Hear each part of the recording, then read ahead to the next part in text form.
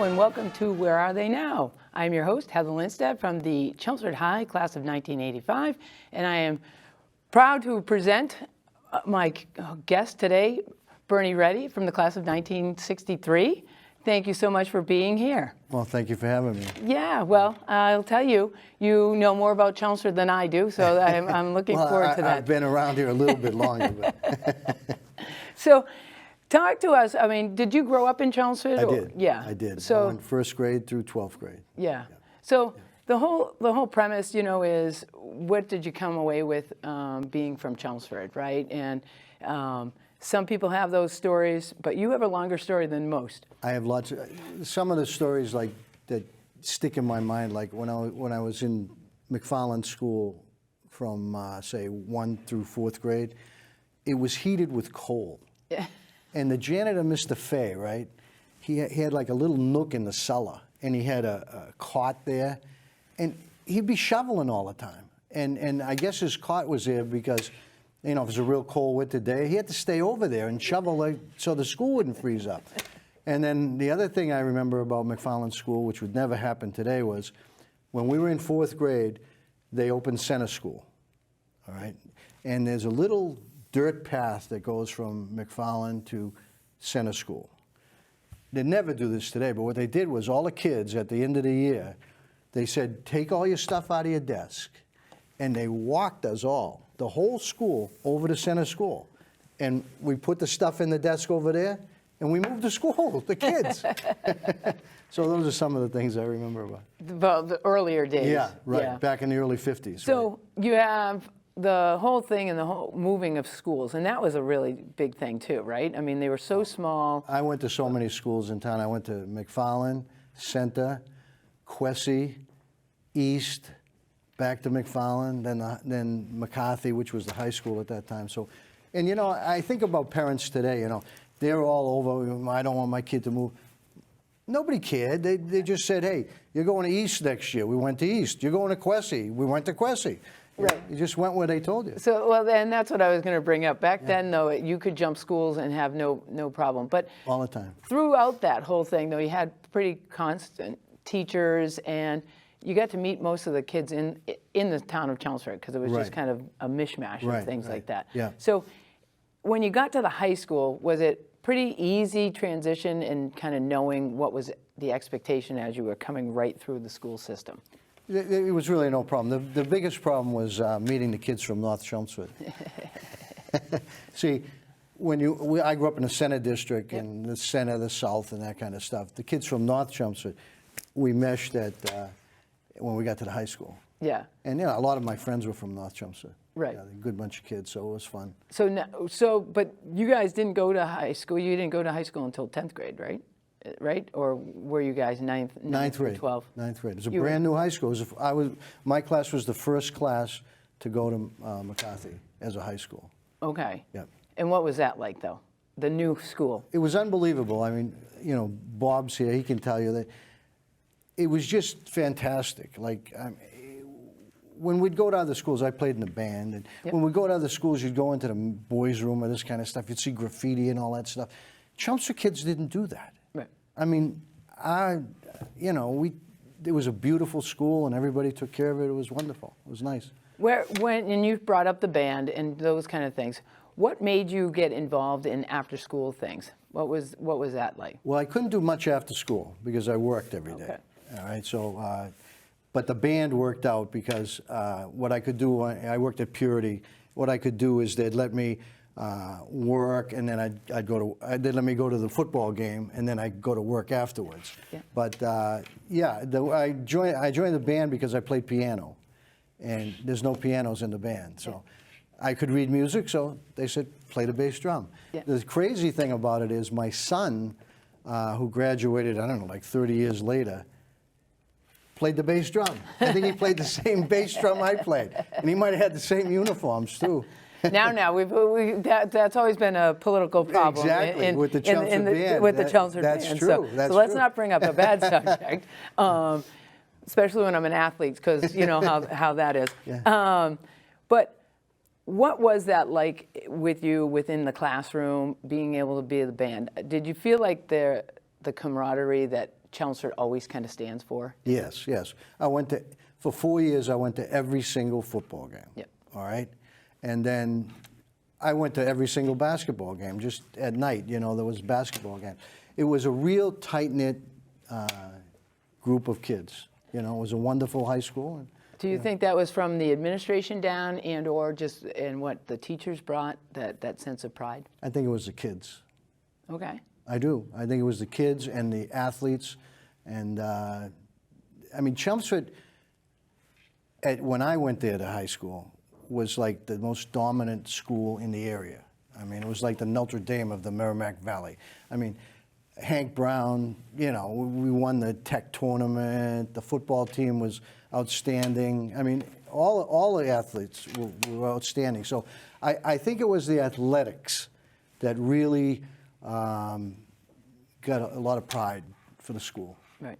Was there one or two teachers, though, that had any impact on you in when you were going through the high school and kind of thinking what your career path was going to be? No, I had a fourth grade teacher that Fourth did that grade. at McFarland School, right? But I was not a good student.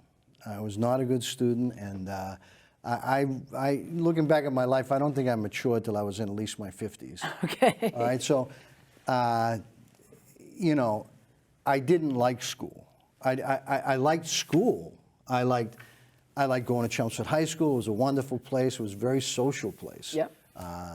And the best thing about the town at that time was it was growing. Like the farms were just being developed. So every day you'd sit in class and a new girl would walk in. How great is that when you're a teenage boy? Yeah. So constantly new kids were coming in. It was great place to be. But I wasn't a good student, all right? And the two people at the high school that probably had the most impact on me was Miss McCarthy, the school vice principal. Okay. I spent a lot of time with her. And not because I was a bad kid, but because of my academics. Yep. I'd be sent down to the office. Yeah. And then a guidance counselor was big. So who was the fourth grade teacher? Mr. Cullen. And why was that a big influence? I wasn't a good student, and when I went in his room, for some reason he motivated me. I started out like in reading as a brown worm, and I wound up by the end of the year as a robin. Right. So I moved all the way up in the reading groups, and he just motivated me. Another story about that is I was in his class, and he used to give math tests. So I took the math test, and he would sit at the back and correct them. But there were 5 rows, and he'd have other kids who got 100 correct them. So I finished my math test, and I walked back, and I went to hand it to him. He said, "No, you sit down. Wait till some other kids get hundreds, and then so I can't take time correcting yours." 1800s in a row after that. There you go. Right. He motivated me. So is that when you thought maybe I'll go into teaching? Well, and then that was the high point of my academics. Yeah. And then I went down, and I thought to myself, why did I do so well in that grade? Right. The teacher. Right. So I thought, well, maybe you should become a teacher and try to help kids who are like you. Correct. who, Yeah. who don't really fit in academically. Right. So talking to the counselors and stuff like that, you're leaving Chelmsford High, and you say, you know what, I'm going to follow my path. Well, what happened was fourth Donald grade. Hankinson was the guidance counselor. Yeah. And I kept getting sent down to the office. I was a morale problem. Right. And so Hankinson spent a lot of time with me, asked me what I wanted to be and this kind of stuff. And he actually helped me become what I became. Because when I graduated from Chelmsford High School, my grades were so poor, there was no way I was ever getting into college. But he pulled some strings. He knew some people. He said, I got this kid who's smart, but he's a terrible student. So it worked out. But you've done so many great things, and people have come into your classes, sat with you, watched what you've done. So is it really just innate on how you felt you could present to students and motivate, and then also motivate other teachers?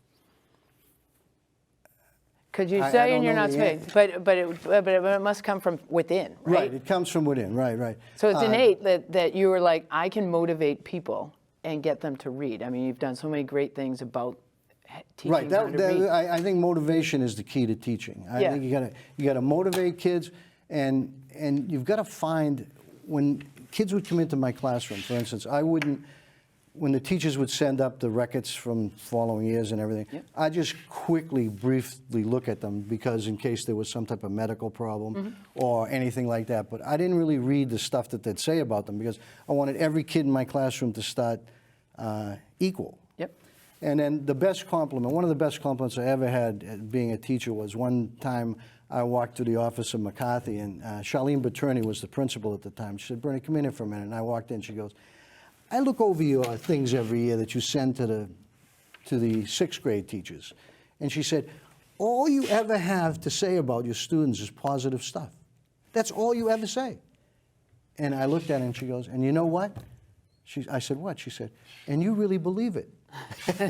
And that was, Correct. It's true. What I tried to do was find something in every student that I could kind of turn the key. So did you enjoy 5th and 6th grade because it was kind of a transition year, though, too? Like you had them at their peak, almost, and then you're sending them off and hopefully giving them. I guess so. It was just it was a nice year. They were old enough that you could talk to them, Yeah. but they were young enough. They were still kids. Yeah. They weren't up in the high school level type of thing. So I thought it was a wonderful age to teach. When people were coming into your classroom, did you feel like this is my time also to really help the teaching community, like give them some tips? And what were your biggest tips for any teacher?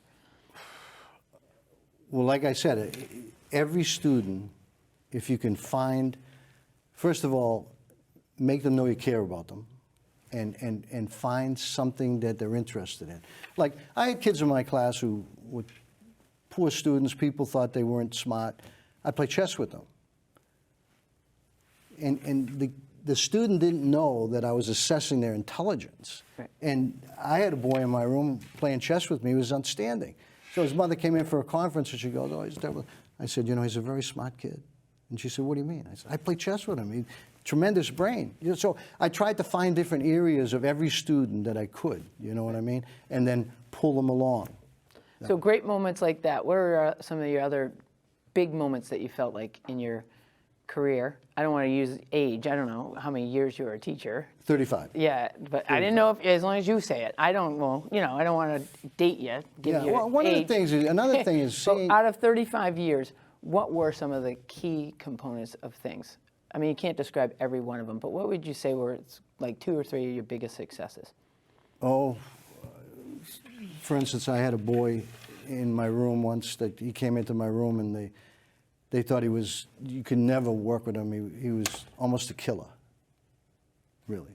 And so I tried to work with him a little bit, and his life was terrible. So I tried to start working with him, and I used to eat breakfast at a diner, and I'd see him out there at the bus stop. So I went to my principal and I said, "Listen, would it be all right if I had breakfast with this student? Because you got to be, Yeah. And the principal said, okay, you have breakfast with him." So I started having, I said to him, "Look, on Thursdays, come into the diner and we'll have breakfast." So we started talking, sit down. Like, I try and deal with him like things like killing birds or things like that. In other words, try to get him in the realm of what people should be doing. Right. And so all 5th grade, he came to breakfast every Thursday. Then he left my room. Well, all 6th grade, he came to breakfast. All 7th grade, we went to breakfast. All 8th grade, we went to breakfast. And then he went off to Neshoba. But I really feel I made a difference in that boy's life. Yeah. For 4 years. And, he never told a soul that we had breakfast together. I told him, "You can't tell anybody." Right. So he'd be in my class. Because you'd be broke. You would have everybody for breakfast. No, he'd be in my class, and But then, like, if I'm having breakfast with him, this kid he was a tough, big kid, and he'd be out in the hall, and I'd say, "Be careful out here," because he'd like to punch him. He didn't, Right. because I'd say, so what I'm saying is you have to find that little area with each kid. I had another student whose mother came in when I first got him, and she was crying. She said, I don't know what to do. I said, what do you mean you don't know what to do? She said, I took him to Children's Hospital in Boston. They say he's got brain things, and I don't know what to do. I said, let's see what we can do. I started working with him. I was a chess teacher, and I got him into chess heavy, and he was good, and he calmed down and everything. He sent me a letter when he graduated from high school, and he said, you made a whole difference in my life. He became an Eagle Scout. I mean, everything changed. And I don't know how Children's Hospitals tested him, but anyway, I was very happy about that. Speaking of making a difference, how about the young lady that you on Westford Road? How did that come about? That came about, I was driving down Westford Street. You were driving. I was driving my car, and I saw a woman maybe about 20 years old. She looked distraught right over the bridge. She was like, you know, like that. And so I turned around. I went down the center, and I turned around to see what was going on. When I got there, she wasn't on the road anymore. And I looked up. She was straddled over the fence. All right, so I parked my car, I got out, and I said to her, what are you doing? She said, I'm going to kill myself. So I started talking to her little by little, and I climbed the fence, and I got her ankle. I got her ankle, all right? And then we started talking, and we're talking and talking, and I can't tell you what it feels like. Like, inside after a while, I felt like, if this girl kills herself, she's going to kill people down on the highway, kill herself, and it's going to be my fault because I didn't do a good job to talk her down. Talk her down. I told her I loved her. I told her everything, all right? My wife was driving by, and she sees me see, the girl, I didn't have enough control over her. If she wanted to go, she would have gone. Right. So my wife got out, and she said, what's happening? And I said, nothing. I said, why don't you call Dennis and just tell him what's it? So he called my brother, he called the police. The police came, and we got her down. So, you know, and then they called me. The police called me about a week later and said she was getting psychiatric help and everything, and she was okay. She's going to be okay. So, but I mean, it's a tough feeling. But it's the same kind of tough feeling of kids that you thought you might lose, right? Right, in the classroom, right. and somebody not giving them a chance. Exactly, right? I think exactly, that's the exactly, key. exactly. So, transition out of the teaching realm and all of that you've done for the town of Chelmsford with the Historical Society and those things. Is that just, again, another passion or did you feel like there was something missing that we needed to do better in the town of Chelmsford? Well, I always loved history. Yep. I always loved history. In fact, you know, being a poor student and everything, like for instance, when I was in college, I took American history, and I was sitting in class, and I sat there for about 3 weeks, and finally, after 3 weeks, the professor called me up after class, and he said, what are you, a wise ass? I said, what do you mean? He says, I see you sitting there every day, you haven't taken a note. I said, I don't take notes. I said, everything you're saying, I'm thinking and living it, and, you know. He said, really? I said, yeah. And, you know, that same professor at the end of the year had me give tests when he couldn't be there. He had me monitor the tests. Really? So, yeah, I changed things with him. But I love history, all right? Like, as a kid, I don't know if Bob is here, but I used to take girls on rides through Concord and tell them this is where I was going to live. I love Concord. To me, the bridge in Concord is the most sacred piece of property in America, and we live so close to it. So I always loved history, and you know, so Chelmsford, the history. I mean, look at we're at the Parker School. Right. You know, I mean, Parker grew up on Turnpike Road, just a little bit from where I grew up, and then he died at Bunker Hill. I mean, so the history of this town is unbelievable. When I used to teach American history in 5th grade, I taught it initially through Chelmsford. In other words, why not? The settlers came here, they had a common, and everything about Chelmsford I could teach right up, you know, especially the Revolutionary War. Right. You know, so, and this school, you know, I know Josh Blagg, for instance. I had Josh Blagg in class. Yep. So I know that he's doing a great job here. He's a great kid. And another thing, like, for instance, as a teacher, like the assistant police chief, Gary Hannigan, I had in class. Right. The assistant fire chief, Michael Donahue, I had in class. So you just get enveloped in a town. Well, I think that is kind of the one thing about the where are they now. When I talk to people, if they've left, they still have such a huge connection to it, even if their parents aren't here or anything. But Right, it's just a kind of a gut feeling, like this is it. Yeah. Like this is the place if I wanted to come So back. I love this town so much that I hated to see some of the old properties getting torn down and destroyed.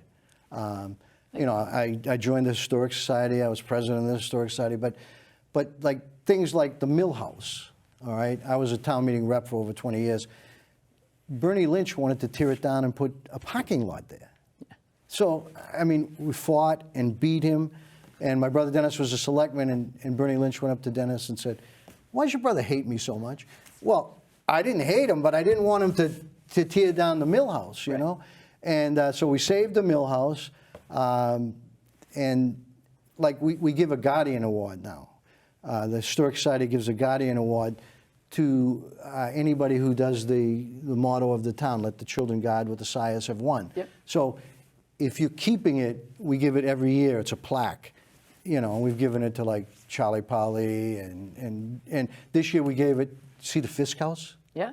I mean, that made me so happy Right. that Zeus's did that Fisk House like that. I mean, they wanted, you know, some people would have put condos in there and stuff. Like they wanted to make our town hall condos. So I got a group together. We had signs out front, and we saved it, you know. I've been successful maybe about 75% of the time. I didn't save the Dutton House. Right. I don't understand that. I saved it once. The town put $50,000 into it. Then about 10 years later, they decided to tear it down. The Dutton House was a beautiful Victorian, and it had a 2-car garage next to it. They tore it down, and now there's a 3-car garage. Yeah. I mean, it is a pretty 3-car garage, but if you ever saw that Victorian back in like 1898, what it looked like, I mean, that's what I would like to see happen, you know. But and there's always kind of stories, and my grandparents talk about like the ginger ale factory and the ginger I ale. mean the ginger ale factory, we can talk about that. that The ginger okay. ale factory. There you go. I collect Chelmsford memorabilia. Yep. All right, and there's so many things in Chelmsford, like for instance, Roby swords. In West Chelmsford, Roby made swords for the Union, and you can go anywhere. I went to Gettysburg, in the Gettysburg Museum, there's a Roby sword, Chelmsford, Mass. It says Chelmsford, Mass right on it. So, you know, Civil War swords were made right here in Chelmsford. Unbelievable. Matches, Byam matches were made, I believe it's right at the end of Byam Road in South Chelmsford. There's a little marker there. The first Lucifer-type match was Ezekiel Byam. And eventually he went to Boston. Eventually his company merged and they became Diamond Match Company. So, and then Chelmsford Ginger Ale, all right? In the early 1900s, Armstrong came from Canada. He lived on the beginning of Barica Road, where Ginger Ale Plaza is right now. That's where they made ginger ale. And what people don't realize is that Chelmsford Ginger Ale was almost as big as Coca-Cola back in the 1920s. I mean, we had all of New England. There were billboards everywhere, Chelmsford Ginger Ale, all this stuff. So eventually in 1928, he sold out to Canada Dry. And then he became a vice president of Canada Dry. But, you know, Chelmsford Ginger Ale still sold. The Moolah supermarkets, Polar My grandparents wouldn't buy anything else. Polar Springs still puts it out. So what happened, the good thing that happened with Chelmsford Ginger Ale is that when they were going to tear down the building, like in the late 50s, early 60s, Canada Dry moved it out of Chelmsford. And then Purity bought it and had their offices in it and this kind of stuff. Then furniture companies had it. And then what happened is it just deteriorated. And they were going to tear it down. But there's this beautiful Chelmsford Ginger Ale sign there, all right? And so I called the owner, and I said, what are you going to do with that sign? He said, this owner's a great guy, a great man. So he said, what are you going to do? And I said, how can we save the sign? He says, well, go talk to my architect. He's in Tewksbury. So I got 2 bottles of Chelmsford ginger ale. I went to Tewksbury. I went into his office, this architect, he was a nice guy. I explained the whole thing about Chelmsford ginger ale and everything, right? And he says, all right, I'll take care of it. And they named it Ginger Ale Park, and you see the sign right there? Yeah. Beautiful, it's beautiful. So, and I collect bottles. This bottle is from before 1910. If the reason it's before 1910, in 1910 they put a law in that said, I'll use the word tonic. There you go. Well, nobody remembers that. I do. Yeah, Yep. Tonic has to be in a bottle that you can see through, because bugs and mice and stuff would go in here, and when they'd refill it, people couldn't see it. Right. So they made that law in 1910, so this bottle's before 1910. Yeah. So I collect that. I collect a lot of that type of stuff. And what's your next adventure with the Historical Society? Like, what do we need to do now? Well, we got to keep saving things, like the Fisk House was wonderful, and just got to keep encouraging people to preserve what we have left, because we don't have much left anymore. For instance, where Buttonwoods went in. Do you remember Buttonwoods gas station? No. On a corner of Acton Road, and Oh, yes. Buttonwoods went in there. Now it's still a gas station, but there used to be a beautiful house there, the Ark, and it had been a restaurant and all that stuff. Beautiful. Unfortunately, Chelmsford at times lets things get torn down. Tore down a beautiful colonial home, put up a gas station. I mean, that's what I don't want to see happen anymore. Well, I have to be honest. I mean, you're passionate about. What would you say? Like, what was, again, one of the key things that you're most proud of that you're a Chelmsford resident, and that you got to go through Chelmsford High and teach for so many wonderful years in Chelmsford? I think Chelmsford's just a great town to grow up in, to live in. But what do you think you added to it? Because I think you added a lot, but you don't give yourself enough credit. I don't know. I you know. So you're going to be humble. I just, you know, like I said, I didn't even mature till I was in my late 50s. So. Well, I appreciate, though, your humility in all of the things that you've done, actually, for the town of Chelmsford. But I think, in truth, if I were, you know, in just our short time of talking, right, I would say that the impact that you'd had as a teacher on probably so many kids that you really don't even know, right? Because I think hopefully the that's passion true. Hopefully and that's true. most of the people, some of the people that I've talked to on this show have always said there was always one person that kind of inspired me to not feel like if I wasn't the smartest kid, there was something for me to do. And I think that that's what you're talking about, right? That we can all have a passion, we can all find something. So I appreciate you coming here, bringing more thank energy, you for having me. more energy than I can bring. Oh, I don't know. I remember you when you were little at Byham School. You were a tremendous athlete and always happy, always smiling and always happy. No. Yeah. Thank you. Okay. Thank you for everybody for tuning in, and I'll probably have Mr. Bernie ready back again because he has so many terrific stories. So thank you all for being here, and I'll see you soon. Thank you. Thank you.